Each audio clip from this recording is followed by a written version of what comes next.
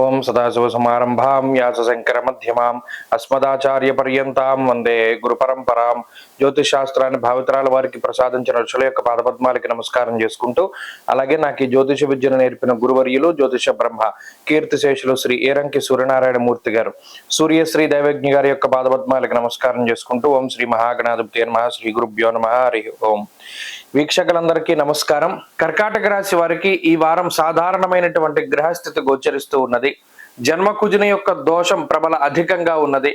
అలాగే నవమ స్థానమందు గ్రహాలన్నీ కూడా సాధారణమైనటువంటి మిశ్రమ ఫలితాలను ఇస్తూ ఉండగా, దశమ రవి యోగిస్తూ ఉన్నారు. అలాగే లాభస్థాన స్థితి గురుడు యోగిస్తూ ఉన్నారు. దశమ ఏకాదశాల్లో సంచరించేటువంటి చంద్రుడు యోగిస్తూ ఉన్నారు.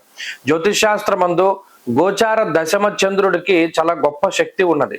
దశమస్థో యథా చంద్ర యత్ర కార్యార్థ సాధనం అని శాస్త్రం చెప్పింది. ప్రత్యేకించి చాలా కాలంగా అవ్వనటువంటి పనులు, ఎక్కువగా ఇబ్బంది పెడుతూ ఉన్నటువంటి పనులు ఏవైతే ఉన్నాయో, వాయిదాలు పడుతూ ఉన్నాయో, వాటిని ఆదివారము సోమవారం నాడు ప్రారంభించడం ద్వారా వాటిలో ఎటువంటి విఘ్నాలు లేకుండా దాన్ని పూర్తి చేయగలుగుతారు. ప్రత్యేకించి సరళమైనటువంటి పద్ధతిలో ముందుకు తీసుకెళ్లిపోతూ ఉంటుంది గ్రహస్థితి.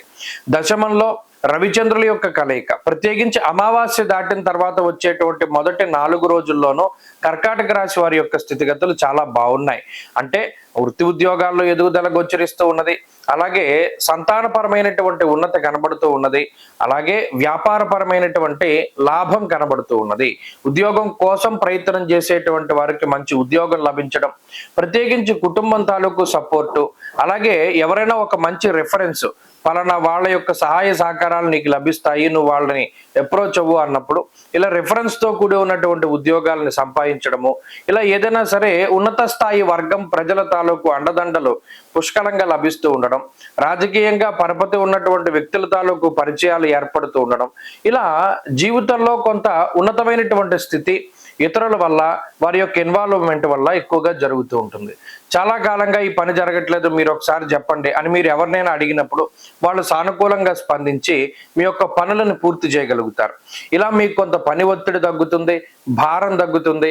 తత్ఫలితంగా కొంత మానసిక ప్రశాంతత ఏర్పడుతూ ఉంటుంది.